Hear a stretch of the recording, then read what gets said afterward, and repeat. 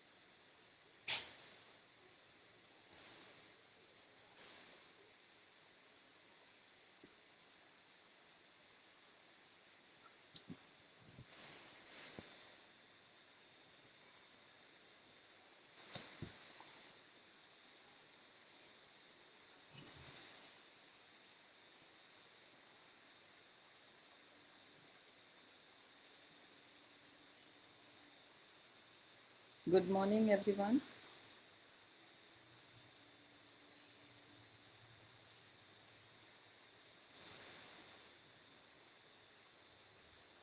Am I audible for everyone?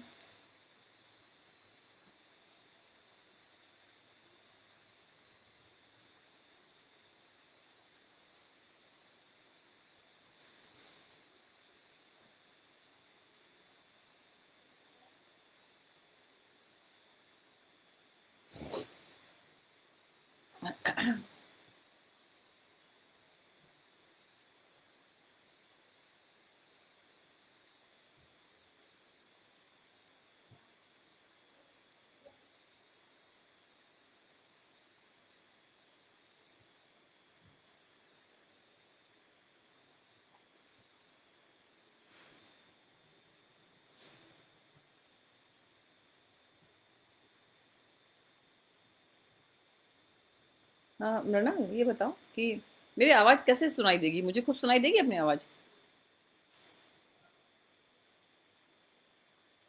मुझे मेरी आवाज़ नहीं सुनाई देगी? अच्छा, ऐसा होता है। मतलब मुझे खुद को नहीं पता चलता मैं क्या बोल रही हूँ जो रोज सुनाई देगा। तो मुझे ये कॉन्फिडेंस आवाज़ नहीं, ये नहीं समझ आ रहा आवाज़ जाएगी कि नहीं जाएगी। आवाज़ आ रही नहीं आ रही है, ऐसा कुछ नहीं, कैसे पता चलेगा?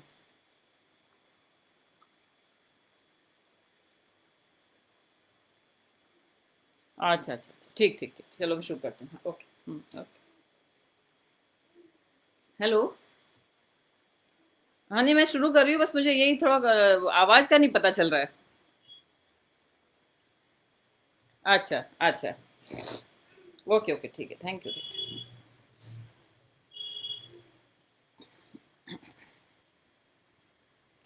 Good morning everyone. मैं डॉक्टर वंदना मिश्रा हूँ और मैं केयर इंडिया में स्टेट हेड हूँ। एजुकेशन में मैं कई सालों से जुड़ी हुई हूँ। शिक्षा के डिफरेंट डोमेन्स में इसमें काफ़ी टाइम से काम कर रही हूँ। और केयर में स्टेम एजुकेशन को लेके हम लोग एक काफ़ी बड़ा प्रोग्राम चला रहे हैं। यूपी के करीब 20 जिलों में हमारे स्टेम एजुकेशन के तहत हम लोगों ने टीचर्स रिसोर्स लैब इस्टेब्लिश किए हैं।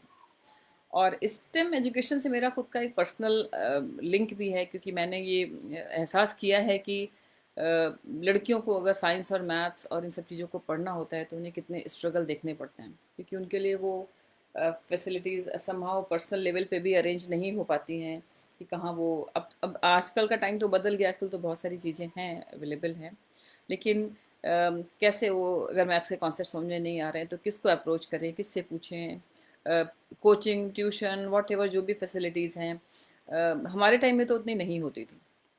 तो स्टेम एजुकेशन से मेरा, मैं ये रियलाइज़ करती हूँ कि जो लोग स्ट्रगल कर रहे हैं, नहीं कर पा रहे हैं पढ़ना, कॉन्सेप्ट्स को समझना बेसिक उनके लिए चैलेंज हो रहा है, तो वो एक्चुअली में कितना स्ट्रगल फेस करते होंगे। तो एक लंबी जर्नी हमने स्टेम एजुकेशन में तय करी है केयर इंडिया में। और अब जब मैं नई एजुकेशन पॉलिसी को देखती हूँ तो मुझे एहसास होता है कि बहुत सारी वो चीज़ें न्यू एजुकेशन पॉलिसी में रिफ्लेक्ट हुई हैं जो हम लोगों ने अपने प्रोजेक्ट को करते हुए फील करी हैं। अगर एक बहुत बेसिक स्टेम का एक पूरा ओपन मैं करती हूँ तो science, technology, engineering and mathematics, ये 4 स्ट्रीम हैं, 4 डोमेन हैं स्टेम के। अब चूंकि ये तो हमारा लाइव पेज है, यहाँ पे डिफरेंट मोडालिटी जहाँ पे फेस टू फेस कन्वर्सेशन नहीं हो सकता। लेकिन अगर आपसे मैं एक प्रश्न पूछती हूँ कि आप खुद सोचो कि आप जिन स्कूलों से पढ़कर आए हो, जिस जर्नी को तय करके आए हो अपनी एजुकेशन की, उसमें क्या कभी भी साइंस और मैथ्स को लेके उस तरीके से आपको मौके मिले हैं? या उस तरीके की लर्निंग अपॉर्चुनिटीज़ क्रिएट की गई हैं जिन संस्थाओं में आप पढ़े हैं, या आपके शिक्षकों ने क्या आपको मौके दिए हैं जिसमें आपको ये समझ में आया हो कि हाँ, ये जो साइंस का बेसिक कॉन्सेप्ट्स है, ये जो मैथ्स के बेसिक की चीज़ें हैं, इनके पीछे क्या है, वो क्यूरियोसिटी आप में डेवलप हुई हो, वो जिज्ञासा डेवलप हुई हो कि हम जाने कि इसके इसमें और क्या चीज़ें हैं। तो ये मुझे लगता है कि अगर हम बड़े बड़े लार्ज पॉपुलेशन से भी प्रश्न पूछेंगे तो मोर और लेस लोगों का यही आंसर होगा कि कभी भी हमको वो लर्निंग अपॉर्चुनिटीज़ फील ही नहीं कराई गई, कभी हमें मौके मिले ही नहीं जिससे हम समझ सकें कि साइंस के लिए जो जिज्ञासा, जो मन में एक उत्सुकता जगनी चाहिए मैथ्स के लिए, वो नहीं जगी। तो पूरी हमारी स्टेम एजुकेशन की जो जर्नी रही है उसमें जो हम लोगों को समझ में आया है अब तक कि सबसे इम्पोर्टेंट चीज़ है कि हम बच्चे को वो मौके उपलब्ध कराएं। और हमारी नई शिक्षा नीति भी यही कहती है। अगर आप एक बहुत बेसिक सा देखिए, आप जो कि आप लोग डीएलएड के विद्यार्थी हैं, यहाँ पे आपके पास साइंस भी एक सब्जेक्ट है, मैथ्स भी एक सब्जेक्ट है, जिसमें आप साइंस और मैथ्स को कैसे पढ़ाया जाए, ट्रांजैक्शन मेथोडोलॉजी क्या होनी चाहिए वो आप सीखते हो। साइंस और मैथ्स के बेसिक कॉन्सेप्ट्स भी आप दोबारा से रिवाइज करते हो, सीखते हो। फिर भी अगर आप जब उनको पढ़ते हो तो आपको क्या कभी ऐसा मतलब मुझे लगता है कि ऐसा होना चाहिए कि आपको भी वो एज ए टीचर वो लर्निंग अपॉर्चुनिटीज़ क्रिएट करने के लिए अपने आप को वेल इक्विप्ड करना पड़ेगा, जिससे कि आपके बच्चों में वो जिज्ञासा, वो उत्सुकता, वो जानने की इच्छा, करने की इच्छा डेवलप हो सके। ऐसा नहीं कि ये चीज़ें नई हैं, ये चीज़ें पिछली एजुकेशन पॉलिसी में भी थी। इवन जितने भी अपने नेशनल फोकस ग्रुप के पोजीशन पेपर थे उसमें भी चर्चा की गई है कि हम लोगों को साइंस को, मैथ्स को पढ़ाने लिखाने सिखाने के लिए ये कुछ नए तरीके अडॉप्ट करने पड़ेंगे। पर नई शिक्षा नीति जो है इन चीज़ों को जो बात करती है तो वो थोड़ा सा एक डिफरेंट मतलब उसकी शुरुआत वो यहाँ से करती है कि हम बच्चे में डेवलप क्या करना चाहते हैं। अगर आज की समय की मांग आप देखें तो बच्चे में 21st सेंचुरी स्किल्स बच्चे के डेवलप करने हैं। उसको हमें इतना जिज्ञासु बनाना है, इतना इनोवेटिव बनाना है कि वो खुद से सोच सके कि वो आगे विभिन्न विषयों के बारे में जो गहरी जानकारी है उसको लेने के लिए उसे कितनी मंजिल तय करनी, कहाँ तक पहुँचना है। ये बहुत बहुत इम्पॉर्टेंट है, नई एजुकेशन पॉलिसी इस पे बहुत क्लियर बात करती है। इसके साथ ही साथ लर्निंग बाय डूइंग पे बहुत ज़्यादा फोकस है। तो सबसे पहले मैं आपको बताऊं कि हमारी नई शिक्षा नीति में जो चीज़ें जो बहुत क्लियर इस पे जो बात की गई है कि हम बच्चे को कौन कौन से मौके उपलब्ध कराएं जिससे कि वो टेक्नोलॉजी और इंजीनियरिंग, साइंस और मैथ्स के साथ टेक्नोलॉजी और इंजीनियरिंग को भी लेके आगे बढ़ सके। जैसे इसमें कहा गया है कि ग्रेड 6 से कोडिंग के मौके बच्चे के पास होंगे, उसको आर्टिफिशियल इंटेलिजेंस क्या होती है उसके बारे में उसके साथ उस पर काम किया जाएगा। मशीन लर्निंग क्या होती है इसके बारे में उसके साथ बात होगी। रोबोटिक्स कैसे पढ़ाया लिखाया सिखाया जाए, ये भी एक उसका पार्ट बनेगा। अदर देन दैट बच्चे को हम कैसे ज़्यादा इनोवेटिव बना सकें, जैसे कैसे ज़्यादा क्रिएटिव बना सकें, उसके लिए उसके पास वो लर्निंग अपॉर्चुनिटीज़ होंगी। तो अगर आप यहाँ से शुरू करते हो कि आप बच्चे को क्या बनाना चाहते हो, फिर आप थोड़ा पीछे जाओ तो आपको एहसास होगा कि एज ए शिक्षक बच्चे में ये स्किल, ये कॉम्पिटेंसी डेवलप करने के लिए अब हमें अपनी क्या तैयारी करनी चाहिए, कैसे तैयारी करनी चाहिए और बच्चे को कैसे तैयार करना चाहिए। तो उस केस में आप शिक्षकों पे, जो कि फाउंडेशन एज में बच्चों के साथ काम करेंगे, उनकी बहुत ही बड़ी जिम्मेदारी हो जाती है कि वो मौके बच्चों को आप उपलब्ध कराएं। अब बात आती है कि उपलब्ध कैसे कराएंगे मौके। क्या आप वही तरीका हम अप्लाई करेंगे कि हम कक्षा में जाएंगे, हम साइंस का या मैथ्स का या टेक्नोलॉजी इंजीनियरिंग से संबंधित कुछ हम कॉन्सेप्ट्स लेंगे और उस पर हम अ, एक बातचीत करेंगे बच्चे के साथ, और फिर हम एक उसका असेसमेंट लेंगे और हमारा ये जिम्मेदारी पूरी हो जाएगी। ये तरीका अभी तक एप्लीकेबल था स्कूल में, पर अब मुझे लगता है कि जब नई शिक्षा नीति हमारी इस पर ज़्यादा फोकस कर रही है कि हमें बच्चे को बनाना क्या है, उसकी मंजिल क्या है, उसे पहुंचाना क्या है, तो बहुत ऑब्वियस सी बात है कि हमें अपने तरीक़ों को बदलना पड़ेगा। अब मैं आपको छोटा सा अपना एक जो हमारा प्रोजेक्ट चल रहे हैं 20 जिलों में, उसका एक छोटा सा मैं आपको एक केस स्टडी बताती हूँ। हम लोगों ने साइंस में ये सोचा कि हम बच्चे को रिसर्च ओरिएंटेड बनाएं। Research oriented in the sense कि साइंस के जो चरण हैं, जो स्टेम के खास चरण हैं, कि आप बच्चे को ज़्यादा ऑब्जर्वेंट बनाएं, आप बच्चे को इंफॉर्मेशन मतलब बहुत ही एनालिटिकल तरीके से वो सूचनाओं को संग्रहित करे। सूचनाओं का जब वो संग्रह करे तो उसके बाद उसको उसको एनालाइज करे, रियलाइज़ करे कि क्या चीज़ कॉमन है, क्या चीज़ अनकॉमन है, ये चीज़ें क्यों हो रही हैं, कैसे हो रही हैं, एक निष्कर्ष पे पहुँचे। और वो जिस निष्कर्ष पे पहुँचे वो उसके एविडेंस के आधार पर। तो ये नई शिक्षा नीति इस पे ही फोकस करती है कि बच्चे को एविडेंस बेस्ड लर्निंग हमें सिखानी है। जैसे अगर हमको बता दिया जाए न्यूटन्स लॉज ऑफ मोशन है, आप लोगों ने सबने पढ़े होंगे, क्या आपने कभी करके देखे न्यूटन्स लॉज ऑफ मोशन? शायद नहीं, क्योंकि हमारे विद्यालयों में, हमारे सिस्टम में कभी भी हमें वो उसके लिए वो सामान मुहैया नहीं कराया गया। तो हमारे टीआरएल प्रोजेक्ट में हम लोग जनरली क्या करते हैं कि हम अलग अलग जगह से साइंस और मैथ्स की किट इकट्ठा बनाते हैं, बच्चों को वो किट प्रोवाइड कराते हैं।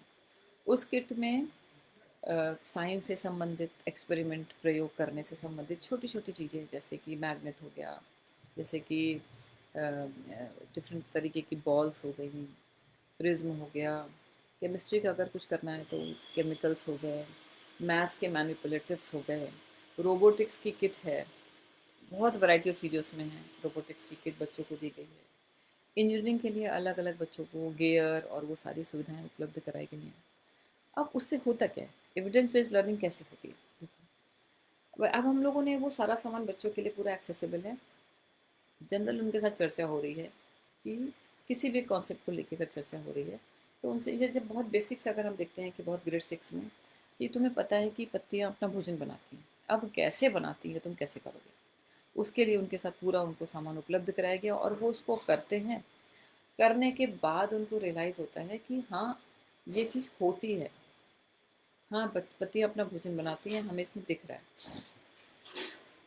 तो उससे जो उनमें बहुत बेसिक जो क्या कहते हैं, जो स्किल से डेवलप होता है, कभी उन पे गौर करिए क्या स्किल से डेवलप होगा। अगर आप एक पूरा एक्सपेरिमेंट करते हो, एक्सपेरिमेंट बेस्ड चीज़ें सीखते हो, तो सबसे पहली चीज़ क्या होती है कि आप ज़्यादा ऑब्जर्वेंट होते हो। बच्चे ज़्यादा ऑब्जर्वेंट बनते हैं कि क्या हो रहा है, कैसे हो रहा है, क्यों हो रहा है, सबसे पहली चीज़।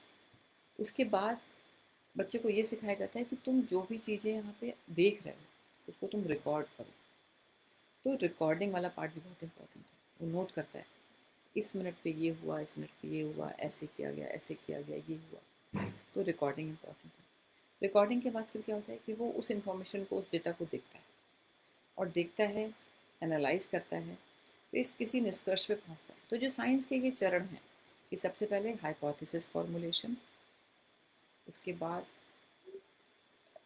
ऑब्जर्वेशन, देन फिर डेटा कलेक्शन, फिर डेटा का जो पूरा एनालिसिस करना, फिर उसको सिंथेसाइज करना, फिर किसी एक निष्कर्ष पे पहुंचना। तो ये साइंस के 4-5 जो चरण हैं, नई शिक्षा नीति इन चरणों पे स्पेशल फोकस करती है। उसका कहना है कि बेशक आप करिकुलम में चीज़ें कम कर दो, ज़्यादा कॉन्सेप्ट मत सिखाओ, और जो भी आप सिखाओ वो एविडेंस बेस्ड हो, जिससे कि बच्चा ज़्यादा इनोवेटिव हो सके, ज़्यादा क्रिएटिव हो सके, और उसको ये लगे कि जो भी आज मैंने सीखा है वो कहीं ना कहीं हमें ज़िंदगी में काम आने वाला है। अदरवाइज एक बहुत बड़ा प्रश्न ये भी उठता है कि हमने जो सीखा है वो हमारी लाइफ में काम नहीं आता। अब एज ए टीचर जो आप लोग जो डीएलएड के विद्यार्थी हो, कुछ लोग, हम मैं देख रही हूँ चैट बॉक्स में कि कुछ लोग बीटीसी वाले भी हैं और कुछ लोग बीएड कॉलेज के भी हैं, कुछ हमारे साथ शिक्षक लोग जो ऑलरेडी काम कर रहे हैं वो भी जुड़े हुए हैं इसमें। तो आप सभी शिक्षकों से मेरा ये कहना होगा कि आप ये जानो कि आपको एविडेंस बेस्ड लर्निंग के लिए क्या करना है, कैसे करना है। एक बहुत बड़ा प्रश्न ये भी उठता है कि भाई हमारे विद्यालय में तो कोई लैब नहीं है, हमारे पास कोई किट नहीं है, हम कैसे करें? तो मेरा ये मानना है कि साइंस तो हमारे आसपास है, इर्द गिर्द है। अगर हम वहीं पर उनको भेजें, ऑब्जर्वेंट बनाएं, तो कैसा रहेगा? 2 साल पहले हम लोगों ने अपने एक बहराइच में एक प्रोजेक्ट में, अपने ईटीआरएल प्रोजेक्ट में कुछ बच्चों के साथ ये काम करना शुरू किया कि हम आपके साथ रिसर्च बेस्ड साइंस प्रोजेक्ट सिखाएंगे आपको, कि आप कैसे साइंस के प्रोजेक्ट करो जिसमें कि रिसर्च के सारे चरण आप इस्तेमाल करोगे और आपको समझ में आएगा कि आप खुद कैसे चीज़ें कैसे ऑब्जर्वेंट होना है, कैसे डेटा कलेक्शन करना है, कैसे एनालिसिस करना है, कैसे एक निष्कर्ष पे पहुंचना है। तो उस दौरान क्या हुआ कि हम लोगों ने बच्चों से कहा कि आप खुद से आप हमें बताओ कि क्या समस्या आपके इर्द गिर्द हैं जिन पे आप प्रोजेक्ट करना चाहते हैं। बहुत इंटरेस्टिंग बात ये लगी कि एक बच्चा जो कि अभी भी मजदूरी करता है, बच्चा लेबरर है, पर वो सरकारी स्कूल में पढ़ता है, उसने कहा कि मुझे मेरा जो प्रोजेक्ट है वो इस पे होगा कि मेरे गांव में बारिश के दिनों में एक अलग टाइप की फंगस होती है, और वो फंगस इंसानों पे अलग तरीके से प्रभाव डालती है, पौधों पे अलग तरीके से प्रभाव डालती है और जानवरों पे अलग तरीके से प्रभाव डालती है। तो मैं अपनी रिसर्च में ये जानना चाहूँगा कि ऐसा क्यों, उस फंगस में ऐसा क्या है कि वो सब पे अलग अलग तरीके से प्रभाव डालती है और क्यों डालती है। वो बच्चा साइंटिस्ट नहीं है, उसके पास बहुत लिमिटेशन है, बहुत सारी चीज़ें उसके पास नहीं है उपलब्ध, लेकिन एटलीस्ट हम लोगों ने जब इतना ब्रेन स्टॉर्मिंग और इतना बच्चों के साथ काम किया, तो बच्चों को ये तो एहसास हुआ कि हम अपने इर्द गिर्द होने वाली जो समस्याएं हैं उन्हीं को हम आइडेंटिफाई करें। और ये इतनी इंटरेस्टिंग प्रॉब्लम बच्चा लेकर आया, तो फिर उसको हम लोगों ने मोटिवेट किया कि भाई आप जो है इस पे आगे प्रोजेक्ट बनाओ। तो बच्चे ने जाके उसके फ़ोटोग्राफ खींचना, फिर फंगस के बारे में सारी जानकारी इकट्ठा करना कि कब फंगस होती है, क्यों होती है, अगर इंसानों में होती है तो उसका क्या प्रभाव होता है, क्या उनको इचिंग होती है, या स्किन पे कोई उसका अलग प्रभाव दिखता है, रैशेस पड़ते हैं। इसी तरह से उसने पेड़ों पे देखा कि क्या पेड़ों की लाइफ कम होती है, या पेड़ों में उस फंगस की वजह से पेड़ों का न्यूट्रिशन इफेक्टेड होता है। इसी तरह से जानवरों में उसने देखा कि जानवरों को क्या तकलीफ होती है। तो उसका इतना अच्छा प्रोजेक्ट था कि उसको रमन यंग साइंस अवार्ड के लिए जब उसने अपना ये प्रोजेक्ट भेजा, तो पहले ही स्टेज में वो क्वालिफाई हो गया।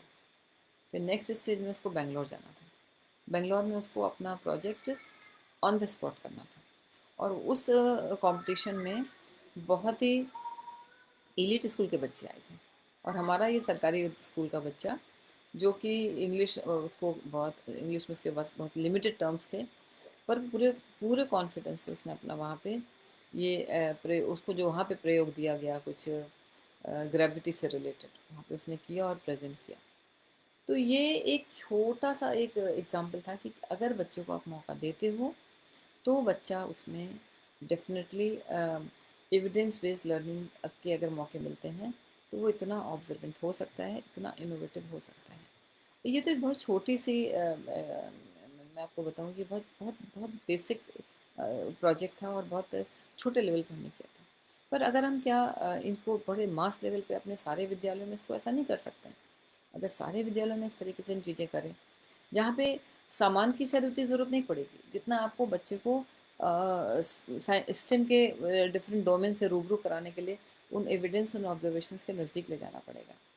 तो ये आजकल के टाइम की भी नीड है। प्लस अगर हमने इतने सालों में हम देख रहे हैं कि हमारी जो रोट मेमोराइजेशन वाली जो शिक्षा पद्धति थी जिसमें कि साइंस के अगर आप उठा के देखोगे, क्वेश्चन पेपर भी उठा के देखोगे, तो मोस्टली जो भी प्रश्न हम लोग फ्रेम करते हैं बच्चों के लिए वो क्या होते हैं, फैक्चुअल इंफॉर्मेशन पे बेस्ड होते हैं। उसमें हम कितने प्रश्न बच्चों को ऐसे देते हैं कि बच्चा इवैल्यूएटिव बन सके, कितने प्रश्न हम ऐसे बनाते हैं कि बच्चा लिंक कर सके अपने ज्ञान को बाहर की दुनिया के ज्ञान से, कितने प्रश्न ऐसे बनाए जाते हैं जिसमें हम बच्चे से उसका मौलिक आंसर एक्सपेक्ट करते हैं, नहीं बनाते हैं। ऐसा ऐसी चीज़ें नहीं हो रही। यही कर रहा है कि नई शिक्षा नीति कहती है कि आप बच्चों को थोड़ा ओरिजिनलिटी की तरफ लेके जाओ, उसको थोड़ा इनोवेटिव बनाओ, उसको मौलिक चिंतन की तरफ लेके जाओ, उसको इनोवेशन की तरफ मोटिवेट करो, उसको क्रिएटिविटी की तरफ मोटिवेट करो। और ये वो चीज़ें हैं जो कि हम सिखा नहीं सकते, मतलब इन द सेंस कि टीचर गाइड करे कि तुम्हें क्रिएटिव बनना है तो तुम्हें ये करना है, ऐसा नहीं हो सकता। उसको क्रिएटिव बनाने के लिए आपको मौके उपलब्ध कराने हैं, सिर्फ सिंपल। और मेरा ये बहुत स्ट्रॉन्ग बिलीफ है कि जो बच्चे हमारे सरकारी विद्यालयों में पढ़ने आते हैं या जिन बच्चों के साथ हम लोग इंटरेक्ट करते हैं, उन बच्चों का नेटिव इंटेलिजेंस प्लस उनका तो जो एक जुगाड़ वाला जो एक होता है जो उनको इनोवेटिव बनाने के लिए बहुत तेज़ी से उनको इनोवेटिव बनाने की डायरेक्शन में आगे ले जा सकते हैं, वो उनमें बहुत स्ट्रॉन्ग वो सेंस होता है। बस थोड़े से मौके की ज़रूरत है।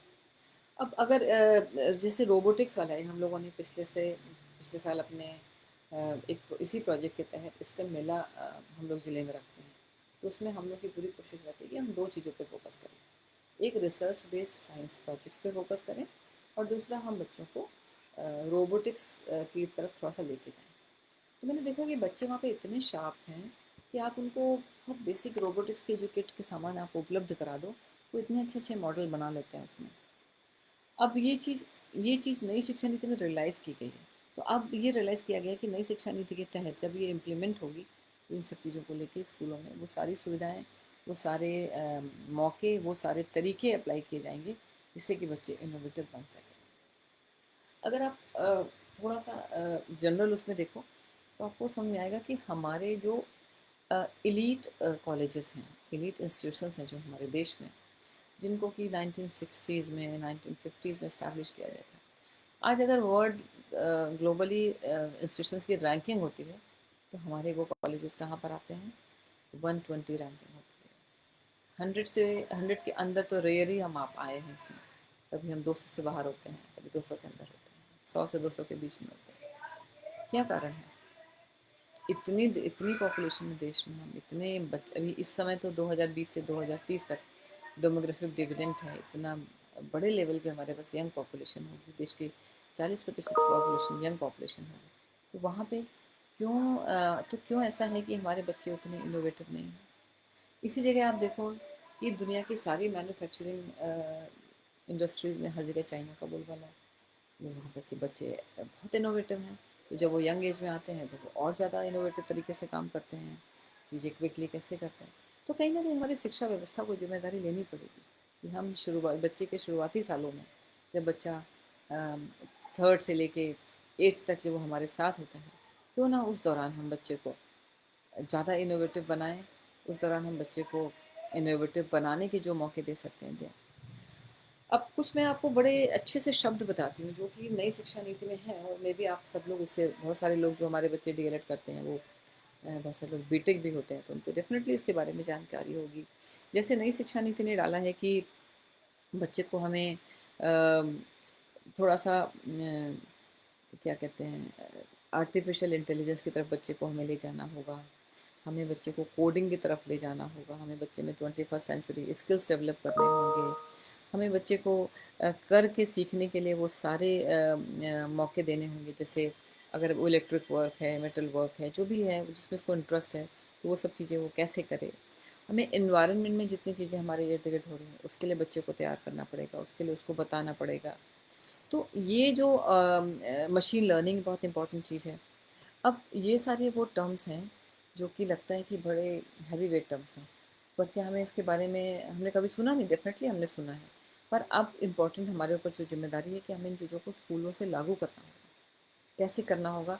उसके लिए बहुत ही छोटे छोटे ही स्टेप्स हैं, पर वो उसको हम कर भी सकते हैं, आसानी से कर सकते हैं, पर करने के लिए हमें अपने आप को उतना इक्विप्ड करना पड़ेगा, एज ए शिक्षक तैयार करना पड़ेगा। अब हमारे जो क्या कहते हैं स्कूलों में जो हमारा अब तक की जो हमारी व्यवस्था रही है, इसमें हम लोगों ने अब तक किया क्या है कि बच्चे को हम न तो उस तरीके से कभी असेस करते हैं। तो अभी तक जो मैं आपको पूरा बता रही थी कि क्यों इसकी ज़रूरत है, अब क्या पे अगर हम आके फोकस करते हैं कि क्या हमें करना चाहिए, तो बहुत सीधे से मैं आपको 4 से 5 स्टेप्स बताती हूँ जिस पे आपको फोकस करके आगे बढ़ना चाहिए। सबसे पहली चीज़ है कि हमें क्लास में रोट मेमोराइजेशन से दूर हट के, लेक्चर मोड से दूर हट के बच्चे को सिर्फ अ, मौके प्रोवाइड कराने हैं। अब मौके कैसे प्रोवाइड करा सकते हो? आप उनके साथ ब्रेन स्टॉर्मिंग सेशन रख के मौके प्रोवाइड करा सकते हो। उनको ओपन में ले जाके बता सकते हो सिंपली कि तुम यहाँ जाके ऑब्जर्व करो, तुम क्या क्या देख रहे हो, क्या तुम कोई पैटर्न ऑब्जर्व कर रहे हो यहाँ पे, क्या तुम्हें यहाँ पे कोई एक सीक्वेंसिंग नज़र आ रही है, क्या यहाँ पे तुम्हें कोई चीज़ कॉमन कुछ अनकॉमन नज़र आ रहा है। बहुत शुरू के लेवल का है ये आपने बच्चे को बाहर ले जाके आपने बोला कि करो, देखो, सीखो और वापस आके उसे रिकॉर्ड करो। ठीक है, ये दूसरा हो गया। तीसरा इंपॉर्टेंट चीज़ क्या हो गई कि अगर आप किसी भी सब्जेक्ट के किसी भी कॉन्सेप्ट को उठाते हो, तो सबसे पहला आपको ये एक्सप्लोर करना पड़ेगा कि इस पर्टिकुलर विषय के लिए क्या तरीके हो सकते हैं, क्या मटेरियल हो सकता है आसपास अवेलेबल, जो कि बच्चे को एक्सपीरियंशियल लर्निंग अपॉर्चुनिटी दे सके। मतलब अनुभव आधारित शिक्षा करने की अनुभव आधारित प्रयोग करने की उनको एक आज़ादी दे सके। ये तीसरी इंपॉर्टेंट चीज़ है जो आपको फोकस करना पड़ेगा। देन फिर चौथी इंपॉर्टेंट चीज़ है, आप ये जानें कि किस बच्चे को किस में इंटरेस्ट है। जैसे हो सकता है बच्चे को वो थ्योरेटिकल चीज़ों में इतना इंटरेस्ट ना हो, पर प्रैक्टिकल में बहुत इंटरेस्ट हो सकता है बच्चे को मशीनों को तोड़ना जोड़ना से असेंबल करना डिसेंबल करना उसमें बहुत इंटरेस्ट हो सकता है बच्चे को पेड़ पौधे पत्तियों में जानवरों में बहुत इंटरेस्ट हो सकता है बच्चा अपने आसपास के इन्वायरमेंट में पानी मिट्टी हवा इन सब चीज़ों के बारे में ज़्यादा जानकारी रखता हो, ज़्यादा उसको इंटरेस्ट हो। तो ये छोटे छोटे आपको बच्चों के ये आपको बच्चों से इंटरेक्ट करके जानना पड़ेगा कि बच्चे को किस में कहाँ क्या इंटरेस्ट है। तो ये नेक्स्ट इंपॉर्टेंट चीज़ हो गई। Then comes to the exactly कि आपको करिकुलम के हिसाब से चलना है, एनईपी के हिसाब से चलना है, तो आपको करना क्या है। उसके लिए आपकी अपनी तैयारी, ये तैयारी तो होगी। फिर अब आपके अपनी तैयारी में क्या होगा कि आपको जो भी कॉन्सेप्ट पढ़ाना है उसके लिए आपको जितने अवेलेबल रिसोर्सेज हैं, सभी के पास इंटरनेट फैसिलिटी होती है, इंटरनेट एक्सप्लोर करना है, क्या नई जानकारी से संबंधित है, क्या नए पढ़ाने के तरीके से संबंधित है, क्या असेसमेंट के नए तरीके से संबंधित है। असेसमेंट को समय हम लोग उतना उतना अभी तक उतने गंभीर तरीके से नहीं लिए हैं। असेसमेंट को अगर आप देखोगे तो आपको एहसास होगा कि असेसमेंट पूरा एक कंप्लीट साइकिल है जो आपको पहले तो ये बताता है कि गैप कहाँ थे, फिर आपको ये बताता है कि इस गैप को फिल करने के लिए आपको करना क्या है, और फिर ये बताता है कि आपके बच्चे आपके पढ़ाने के तरीके से बच्चे में इम्पैक्ट कैसे दिख रहा है। तो ये असेसमेंट बहुत ही शार्प स्मार्ट और बहुत ही डिफरेंट तरीके से हमें असेसमेंट को देखना शुरू करना पड़ेगा।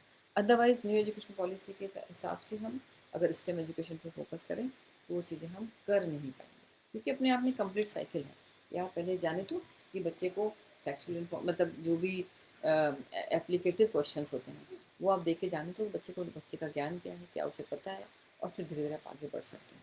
तो इस तरीके से मुझे लगता है कि ये कुछ जो स्टेम एजुकेशन से संबंधित नई शिक्षा नीति में जो जानकारियाँ दी गई हैं और जिसको हम आगे इम्प्लीमेंट करेंगे हम सब मिलकर, वो बहुत ही इम्पोर्टेंट है। मुझे लगता है। और एक तो नई शिक्षा नीति ने जो कहा है कि क्लास 6 ग्रेड 6 से बच्चों में कोडिंग शुरू हो जाएगी। तो कोडिंग को लेके हो सकता है देर से देर लोगों में ये एक ग्रोथ भी हो इसको लेके कि बहुत छोटे बच्चों को हम डिजिटल उसकी तरफ ले जा रहे हैं, वो ठीक नहीं है। पर अगर पैरेलली आप देखो तो एक चीज़ और भी है, हर चीज़ के फ़ायदे भी है नुकसान भी है। जैसे मैं अभी देखती हूँ कि कुछ बच्चे बहुत कम इससे उनमें ये कंप्यूटर यूज़ करते करते ये कोडिंग अपने आप को सीख भी जाते हैं, और उनमें ये कंप्यूटर की एरिया में ही उनको लगता है कि यार हम बहुत कुछ डिफरेंट कर सकते हैं। ये इससे हम लोग के पास जितने भी एप्लीकेशन बेस्ड ये जितनी फैसिलिटीज़ हैं आप देखते हो अपने आसपास, बिग बास्केट हो गया, ऊबर हो गया, ओला हो गया, फ्लिपकार्ट हो गया, अमेज़ोन हो गया, बहुत सारी होती हैं ऐसे। तो ये सारी चीज़ें जो हैं आती तो इस टेक्नोलॉजी यूज़ करते ही हैं। तो कहीं ना कहीं अब हम टेक्नोलॉजी की तरफ तो हम इस्तेमाल तो कर ही रहे हैं, और कोविड कॉन्टेक्स्ट में तो टेक्नोलॉजी वैसे भी हमारी लाइफ का पार्ट एंड पार्सल बन गई है। तो इम्पॉर्टेंट है कि अगर हम ये चीज़ें बच्चे कर ही रहे हैं तो क्यों ना हम उसको स्ट्रक्चर तरीके से करें, क्यों ना उसको अपने सिस्टम में ले आएँ, क्यों ना अपने एजुकेशन सिस्टम में ले आएँ, जिससे कहीं ना कहीं बच्चों को उसका अच्छा बेनिफिट मिल सके, और हम बच्चों को ज़्यादा इनोवेटिव बना सकें। और उससे उससे भी सबसे बड़ी बात है कि पूरे देश के लिए ये बहुत इम्पॉर्टेंट मौका है कि 2020 से 2030 के बीच में देश में सबसे ज़्यादा यंग पॉपुलेशन है। तो उस यंग पॉपुलेशन को हम ज़्यादा प्रोडक्टिव बना सकें और अपने देश को हम एक नई विकास की एक नई दिशा में ले जा सकें। आप मुझे लगता है कि हम लोगों ने बातचीत तो काफ़ी करी है, पर चूँकि आपसे मेरा कुछ डायरेक्ट वैसा नहीं हो पाया है इंटरेक्शन, क्योंकि ये एक लिमिटेशन इसकी है। पर अगर आप लोगों को कोई प्रश्न पूछना हो, कुछ और जानकारी आप जानना चाहते हो, तो प्लीज़ आप feel free to ask any question. मैं मेरा ये कमेंट में इसमें डाल रही हूँ, आपका कोई भी प्रश्न हो तो आप इसमें मुझे चैट बॉक्स में अपना डालकर आप मुझे प्रश्न पूछ सकते हैं।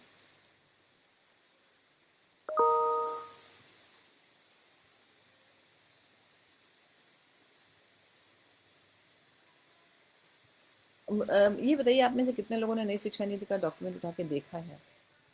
अ, मुझे लगता है कि शायद आपके यहाँ पे अभी इतने इसके सत्र होने चाहिए आपके विद्यालयों में भी, कि कम से कम आप नई शिक्षा नीति को एक बार पलट के ज़रूर देखें कि वो क्या कहती है। क्योंकि अपने आप में ये जो पॉलिसी डॉक्यूमेंट है, ये बहुत ही हमें डिटेल में बताता है कि हमें अपने आने वाले समय में किस तरह से बच्चों को और अपने जनरेशन को कैसे तैयार करना है। और स्टेम लर्निंग तो एक नीड ऑफ द टाइम है, क्योंकि अगर हम स्टेम लर्निंग पे फोकस अभी नहीं करेंगे तो शायद हम बहुत लेट हो जाएंगे। क्योंकि इस तरह से आप देख रहे हो कि हम अभी पॉपुलेशन में नंबर 2 हैं ग्लोबली, और बहुत यंग पॉपुलेशन हमारे पास है, और अब हमें आत्मनिर्भर भारत की तरफ बढ़ना है। जो अभी कोरोना कॉन्टेक्स्ट में प्रधानमंत्री जी की तरफ से भी बार बार ये आके निकल के आता है कि आत्मनिर्भर भारत हमें बनना है।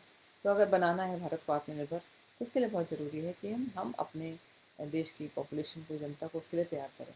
और सबसे इम्पॉर्टेंट है स्टेम एजुकेशन इसी कॉन्टेक्स्ट में, जहाँ पे आप बच्चे को इतना इनोवेटिव और क्रिएटिव बना सकते हो कि वो अपना आत्मनिर्भर खुद को भी बना सकते हैं और देश को भी बना सकता है। मुझे अभी तक चैट बॉक्स में किसी के भी प्रश्न नहीं आए हैं।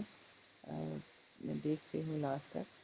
अगर आप लोगों का कोई प्रश्न है आप ज़रूर पूछें, और अदरवाइज़ आप मुझे बाद में भी प्रश्न पूछ सकते हैं इसी फेसबुक पेज पे आप डाल के मेरे। अ, हम लोग कभी इस पे और भी लंबी जानकारी कर सकते हैं। हमारा अभी अ, आधे घंटे का ये सत्र था, तो इसको अभी मैं यहीं पे क्लोज़ करती हूँ। फर्दर और डिस्कशन के लिए फिर हमें जब कभी भी मौका मिलेगा तो हम लोग ज़रूर आपके साथ रूबरू होंगे, इसको लेके बातचीत करेंगे। तो बहुत बहुत धन्यवाद। बहुत बहुत धन्यवाद SCERT यूपी को कि उन्होंने हमें ये छोटा सा ये समय दिया कि जिसपे हम लोग स्टेम एजुकेशन को लेके बात कर सकें। और आप लोगों को कभी अगर हमारे प्रोजेक्ट की लैब्स को देखना है तो उसके लिए भी आप सबका स्वागत है। आप कभी भी आके, अलग अलग ज़िलों में हमारे प्रोजेक्ट्स चल रहे हैं, उसको देख के भी आप लोग को एक सेंस मिल सकता है, आइडिया मिल सकता है कि किस तरह से साइंस और मैथ्स को लेके, टेक्नोलॉजी इंजीनियरिंग को लेके बच्चों के लिए अपॉर्चुनिटीज़ क्रिएट की जा सकती हैं, कैसे क्रिएट की जा सकती हैं, और बच्चों पे इसका क्या इम्पैक्ट दिखता है। तो बहुत बहुत धन्यवाद आप सबको।